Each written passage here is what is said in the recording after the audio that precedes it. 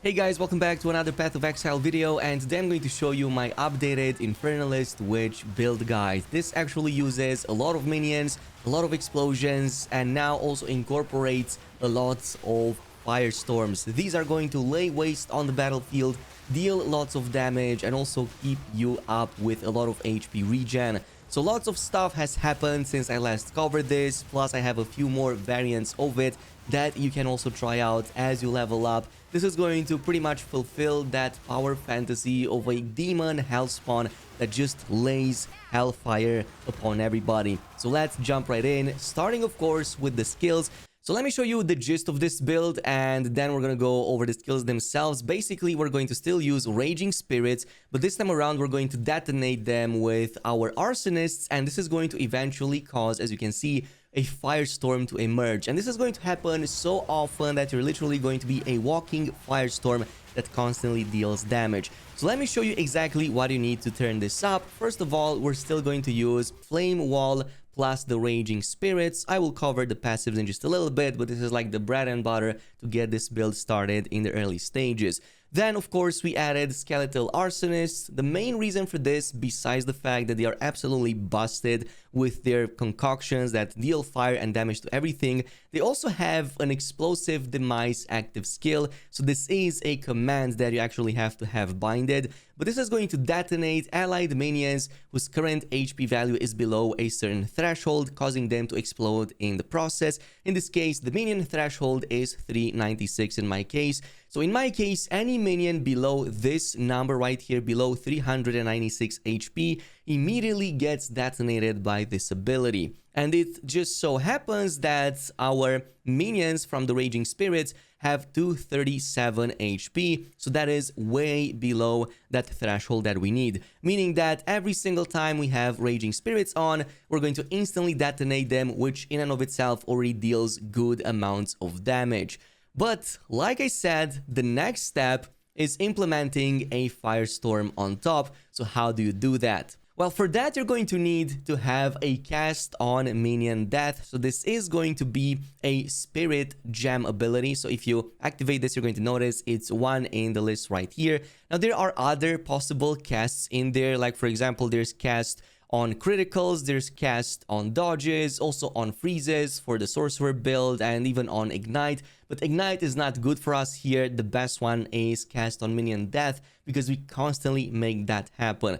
So this is going to instead give you that meta gem that you can slot right here, and inside of it, inside meta gems, you can actually apply skill gems like support gems. That is why Firestorm, which is normally a skill gem, we applied it right here next to it to hold and basically auto cast it when we meet the requirements. So the requirements over here are very simple. Every time one of your minion dies in combat, it will give you some base energy, and when it reaches 100, it's going to auto cast whichever spell you bind over here. So in this case, as you can see, if I detonate things, we have this counter cast on minion death that slowly fills up. So about 5 or 6 casts of these eventually reach 100%, so that's going to immediately cast that Firestorm. This doesn't just trigger on minion explosion, it also triggers if minions die for any reason. It's just that our explosions both already sacrifice them, giving us on-demand firestorms, plus it's going to cause the damage explosion, but in both of these situations you're going to get it. So let me show you what we're dealing with in terms of support gems. Besides the firestorm, I'm also using impetus. This is going to just make that energy gain 40% faster. So basically, whenever one of your minion dies, you get 40% more energy than you would have otherwise, which is what's going to make this counter to go up much quicker. So this means you're going to auto cast firestorms much more often. And because of that, I've also added vitality. This regenerates 1% of my HP per second when this skill is active. And since we cause firestorms to happen pretty much all the time, this means we're running with like 95% uptime on the 1% per second healing from vitality right here.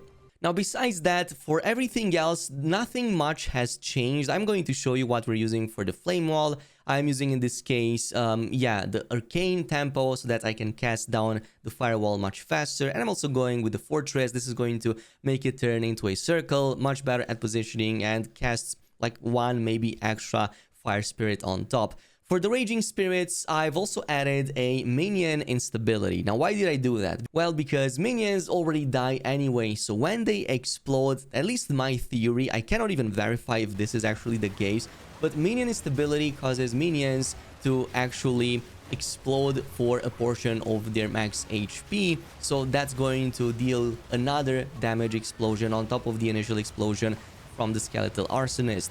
But in the meantime, if you don't plan to sacrifice the minions, Feeding Frenzy for some extra damage and Fire Infusion for even more fire damage can help quite a bit. In the case of Skeletal Arsonist, we're going to use the Magnified effect. This is going to just give us more area of effect for all of its abilities, plus Scatter Shot. We use this so that our Skeletal Arsonists actually throw in multiple of those fire concoctions against the targets.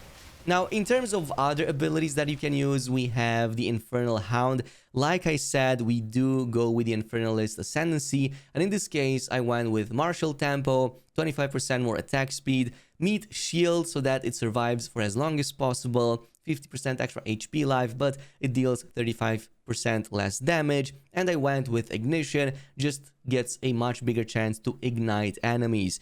Everything else from this point on is situational. Flammability can also be very helpful. It debuffs fire resistance even more, plus it's a curse, so you can apply the Impending Doom, make enemies explode even more, and even Decaying Hex, which is going to deal a portion of your intelligence as damage per second, chaos damage per second, which can be pretty good against bosses. And everything else, Infernal Cry can help a little bit over there. It's basically going to like just empower attacks, gain more damage and whatnot. It definitely helps here as well. Shield Charge from the shield for mobility. I haven't done anything with Pain Offering, but you can definitely add Persistence, Font of Blood, and there's also, I believe, Font of Mana. That's going to give you some extra HP and mana regen if you want another source, but you will sacrifice one of your minions. So let me show you what we're dealing with in the skill tree itself, and then I'm going to show you what we're going to be doing for an alternate version of this using the Fireball. So obviously, your first ascendancy should be towards the Loyal Hellhound, another minion that's very helpful. It's also very good, tanks quite a little bit for you, plus 20% of your damage is actually tanked by it, so your survivability is really great. Now, not many other options over here, unfortunately. Our demon form does not work with minions, so if you transform into the demon form, you're going to lose out on minion casting, so it's pretty much unviable for this build. And that's why I went with Altered Flash, so that maybe at some point I'm going to sacrifice some of my HP to gain more maximum spirit. We do need a lot of that, so I'm going to show you how to get more in just a little bit. In terms of the skill tree itself, what you're going to want is basically minion and spell damage. So a lot of these passives right here help with that. In the case of minions, whatever you do, go ahead and maybe invest into revive speed. That can help a ton since you are going to maybe sometimes have your arsonist die in combat. Also increase their damage can help quite a little bit. But I don't recommend going or spending too much into minion increased life because you may exceed that threshold that your arsonists have. So just make sure that if you do that, you pay attention to the arsonists and how much threshold they have, and make sure that however much that is, you're going to have your raging spirits actually below the threshold. So you can still buff the HP on all your minions, just make sure that you don't overbuff it because otherwise you're not going to instantly one-shot them. So that is why the main nodes you should be focusing on, like I said, is buffing minions in the early stages. If you can have them revive faster, deal more damage, and so on and so forth, you're going to want that area of effect. You're going to definitely benefit from it. There are many more in here, like even here at the top, there are a few that are very strong, especially Lord of Horrors. I would go for this immediately because it just reduces reservation by 12%.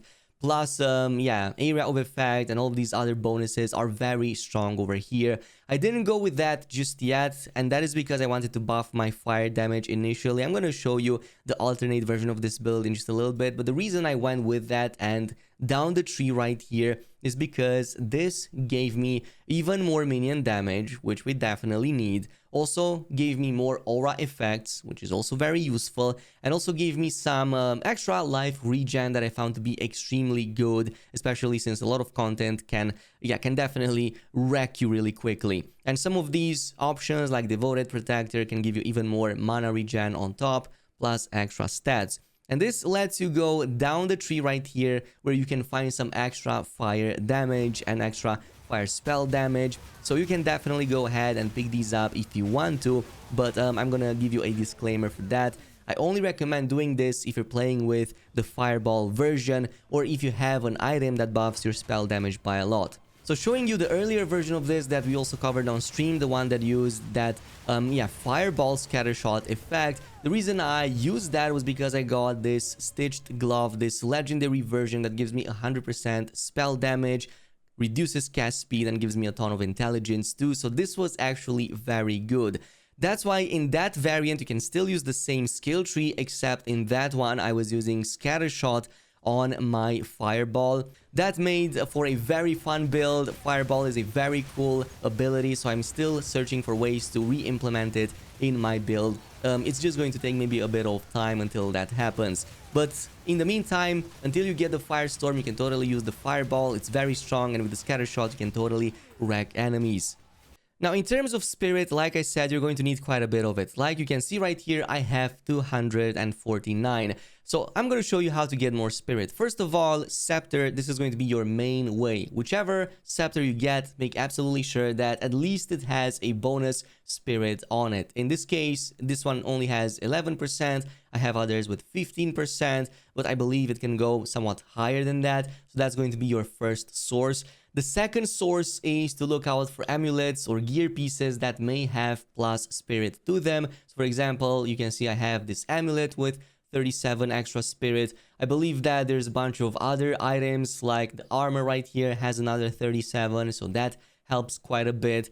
So in Act 1, like I said, you already had the King of the Mists, which gives you permanent plus 30 to spirit. There's another one in Act 3, right here in the Azek Bog. So if you went through the portal, just go back again through the portal in the old version of the map and go here to the Azek Bog, and you're going to find the witch that you have to defeat. And if you do so, it's going to give you another plus 30 spirit. And I believe there should be some other sources as well. The only act that doesn't have any is Act 2. So in this case, like you can see, we have the 30 reservation for the Raging Spirit. Then we have like 33 spirit for each Skeletal arsonist. In this case, it lets me cast 4 of them. And finally, we use about 60 in this case for the cast on minion death. That is quite a lot, so I'm looking to further reduce that, but you can obviously also go ahead and make some sacrifices in the skill tree.